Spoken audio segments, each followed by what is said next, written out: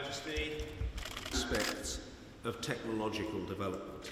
While most British citizens might still know Spain's expanding market, while politicians of all party stripes regard you and let it a close partner and as a firm and candid friend. Irrespective, read Brexit, I am confident that that relationship will not change. The influence of the monarchy has been at the heart of the extraordinary story of the form of yourself and Her Majesty the Queen. It is a particular pleasure to introduce to my colleagues, as far as this state visit is concerned, far, far better.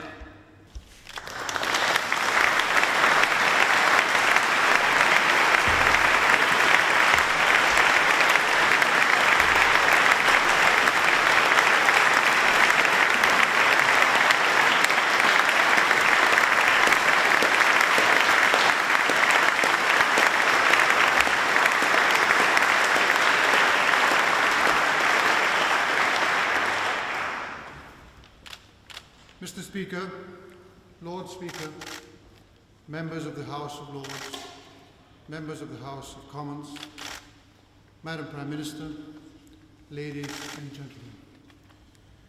Please allow me to begin by expressing my gratitude for the extraordinary honour of addressing the British Parliament as part of our state visit to the United Kingdom. This Parliament has embodied the principles of freedom, democracy, and the rule of law for centuries, as have few other institutions in the world. Principles which form the foundations on which the political and constitutional structures of the most developed countries have been built. The Palace of Westminster is a symbol of the British people's commitment to the cause of freedom. In the darkest years of the past century, this Parliament faced the threat of totalitarian aggression with great strength of character, as did the people of Britain. Their determination and their faith in victory became a model of morality to be followed, and a beacon of hope for generations of Europeans. The same strength of character, determination, and faith in victory will lead freedom time after time to triumph over any form of extremist or fanatical ideology which resorts to violence and terrorism and today threatens people's lives and their dignity. Therefore, in defense of democracy and the civic and political values that form the basis of our peaceful coexistence, I wish to recognize and praise the dignity of the British people have shown when faced with the cowardly terrorist violence that has recently struck this beloved nation. Today, in this House, which was also her house, I wish to honor the memory of the Right Honourable Joe Cox, who was savagely murdered 1 year ago. I would also like warmly to recall from the bottom of our hearts the other victims of attacks and their families. Among these, I must remember policeman Keith Palmer, who died defending this Parliament. Nor should we forget all citizens from different nations massacred in these barbaric assaults. As well, I would like to pay tribute to the Spanish citizen Ignacio Echeverría, who, along with many others, British or not, behaved in an exemplary and heroic manner during the attacks. I take this opportunity in this House to convey my solidarity with the British people and the solidarity of all of Spain. You can be sure of the unwavering affection of the Spanish people. We are your loyal friends and allies. Every craven terrorist attack is an attack on every one of us, because the victims belong to all of us, no matter their origin, their race, their religion, or condition. We owe them and their families our utmost respect, gratitude, and unswavering determination. Honourable members of Parliament, my lords, before you, the representatives of the British nation, I also wish to pay tribute to Her Majesty Queen Elizabeth II. In this year of her Sapphire Jubilee, Her Majesty is a key figure in the history of this great nation. Patriotism, statesmanship, devotion to her subjects, and enduring commitment to service have marked her reign for the benefit of all the citizens of the United Kingdom. Like other nations whose form of government is a parliamentary monarchy, the United Kingdom has achieved renowned levels of democratic, economic, and social development. And Queen Elizabeth has embodied and upheld this parliamentary monarchy in an extraordinary manner since her coronation. Her Majesty has been and remains an example around the world. For all these reasons, honourable members of Parliament and my lords, please allow me to congratulate you and all of your people on your admirable Queen. Ladies and gentlemen, the United Kingdom and the Kingdom of Spain may have different forms of government.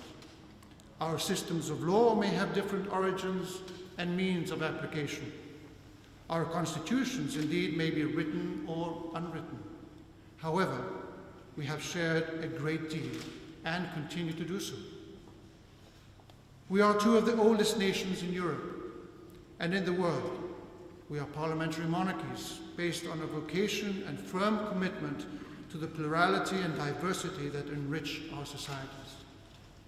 We have been the two major worldwide empires that stretched across the Atlantic with a global vision. Our languages are today the main means of international communication.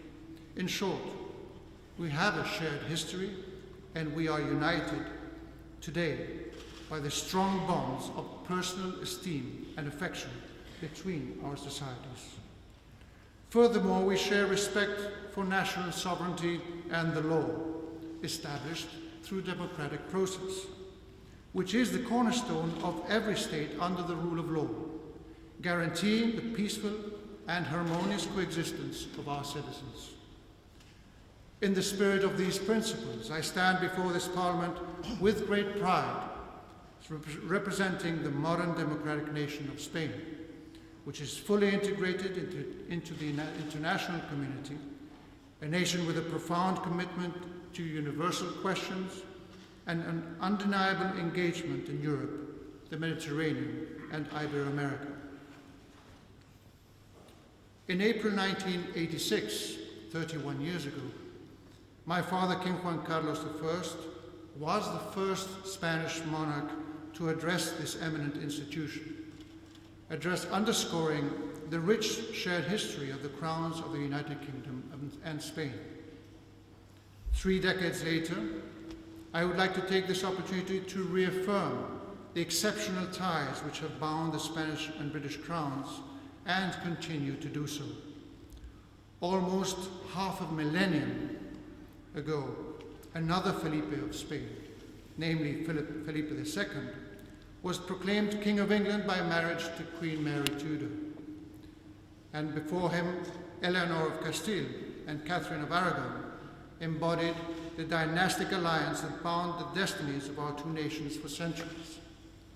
And in our days, I am also proud to be a descendant of Queen Victoria. Spain and England, the Kingdom of Spain and the United Kingdom, have indeed a long shared history, during which we have frequently stood shoulder to shoulder.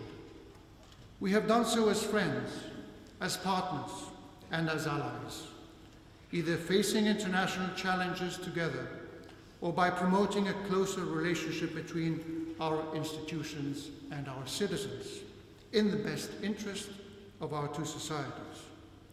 It is just as true, however, that during our rich and fruitful history, there have been also estrangements, rivalries, and disputes. But the work and determination of our governments authorities, and citizens have relegated such events to the past. I am certain that this resolve to overcome our differences will be even greater in the case of Gibraltar, and I am confident that through the necessary dialogue and effort, our two governments will be able to work out towards arrangements that are acceptable to all involved. Honourable Members of Parliament, my Lords, until the present, the United Kingdom of Spain and Spain have both been partners in the project of European integration, which has brought considerable stability and prosperity to the region, one that may be said to be unprecedented in history. This project has also helped to enhance the existing rich fabric of bilateral relations between partners. Like in the case of our two nations, where bilateral relations have in fact reached a pinnacle in our shared history. The UK, exercising its sovereignty and its constitutional law, has decided to leave the European Union following the procedure established in the treaties. Although this decision may sadden us, and indeed it does, we fully respect it. The British government's intention to remain a strategic ally of the Union and to continue to play a decisive role in the security of Europe and the prosperity of its citizens offers us great hope.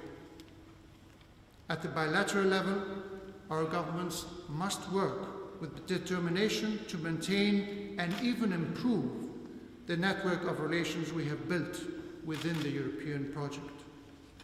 This is something that our societies, which are so profoundly intertwined, truly demand of us.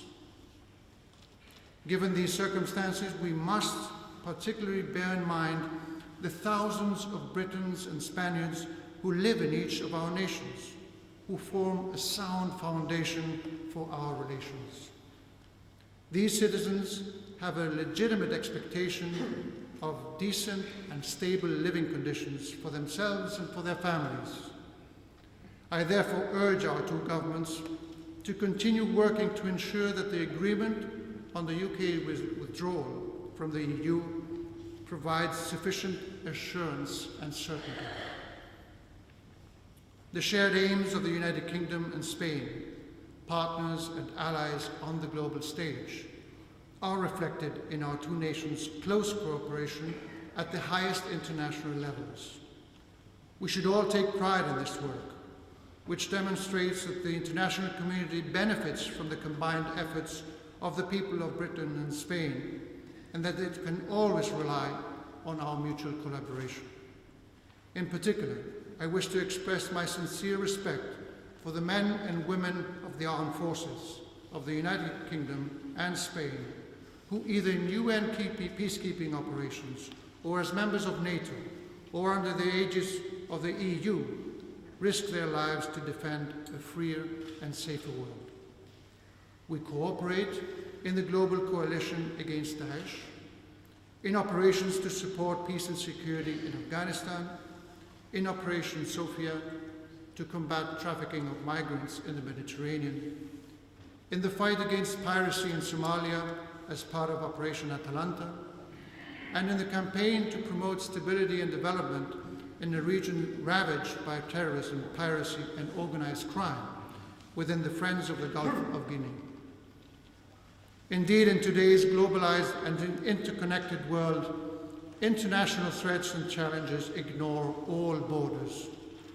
This is why the work of the men and women of our armed forces around the world is crucial to peace, security, and freedom for our societies, as is the work of our security forces and intelligence agencies, which cooperate closely to guarantee our safety, to combat terrorism, and to prevent criminal activities. Honourable Members of Parliament, my Lords, I cannot continue without mentioning the strong yet flexible ties between our peoples, perhaps the closest in Europe. They are a testimony to the enormous momentum that defines our bilateral relations over the past 3 decades. As I mentioned, there are hundreds of thousands of British citizens in Spain and Spanish citizens in Britain. Moreover, millions of British tourists travel to Spain every year. Our citizens undeniably exemplify our strongest bond, a bond of affection and personal ties.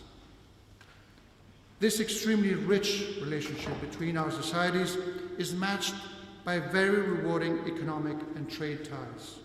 Spain is one of Britain's primary export markets, and the United Kingdom is the second largest investor in our country. In turn, the United Kingdom is the primary destination of Spain's foreign investment and the third most important export market in the world for Spanish goods and services. Whether they operate in the banking industry, finance, transport, energy, construction, agriculture, technology, or communications, Spanish companies, whatever their size, play a key role in the British economy. They all contribute to the growth of this nation, generating wealth and creating thousands of jobs. Through cutting-edge technology, excellence and know-how, these leading companies have been able to firmly establish themselves in the demanding British market. In this regard, the United Kingdom's ambitious plan to modernize and extend its transport networks has created excellent opportunities in infrastructure. This has bolstered trade, technological exchanges, and cooperation between British and Spanish companies, and has expanded the capacities for transport by air, sea, road, and rail. There are indeed many outstanding examples of this fruitful contribution. Allow me a few words in Spanish. Sin duda, otro rasgo que nos acerca al Reino Unido y a España es el orgullo que sentimos por nuestra historia, nuestra cultura y nuestras lenguas. El inglés y el español, las dos principales lenguas de comunicación internacional, resultan esenciales para abarcar la complejidad del mundo moderno. Ambas demuestran una extraordinaria vitalidad que les permite seguir creciendo como herramientas fundamentales de comunicación, sea en la cultura, en los negocios o en el mundo del ocio. Esta vitalidad hunde sus raíces en una larga historia.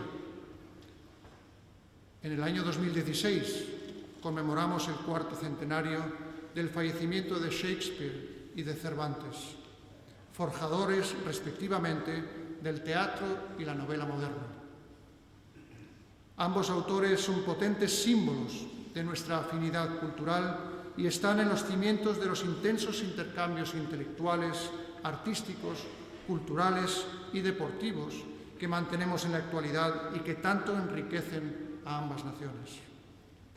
Esa positiva combinación de historia y tradición y de vitalidad contemporánea se da igualmente en las universidades españolas y británicas, algunas de las cuales se cuentan entre las más antiguas del mundo. Hoy siguen siendo no solo centros de educación, sino auténticas referencias del saber, del conocimiento científico y de la cultura humanista en todas sus dimensiones. El nivel de interrelación entre nuestros países en el ámbito de la ciencia es muy elevado. Profesores y científicos británicos, españoles y de muchos otros lugares realizan aportaciones fundamentales que redundan en la expansión del conocimiento y el beneficio de nuestras sociedades.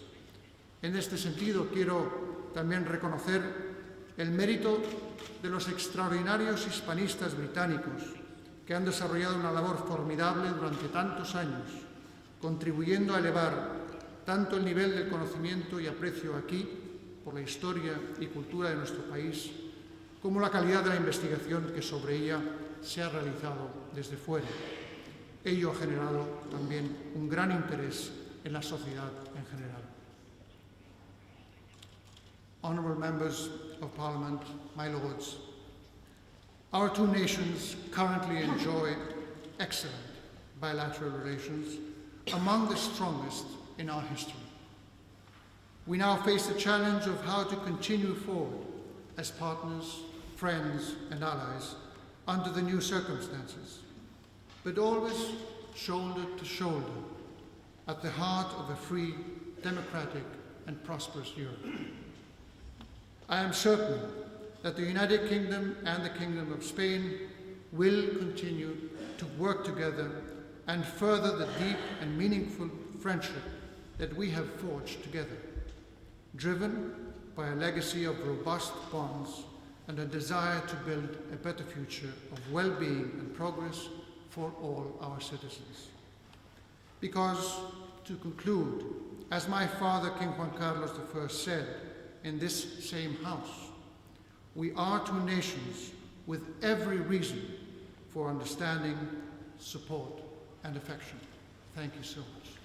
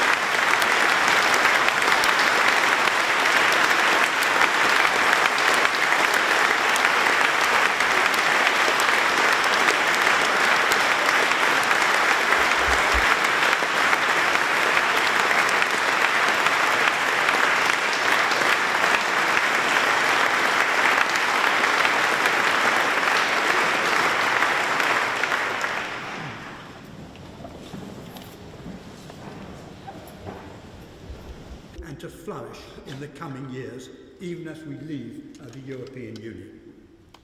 Most of all in this country, we admire, if I may, I would like to close in the way which is traditional in Spain.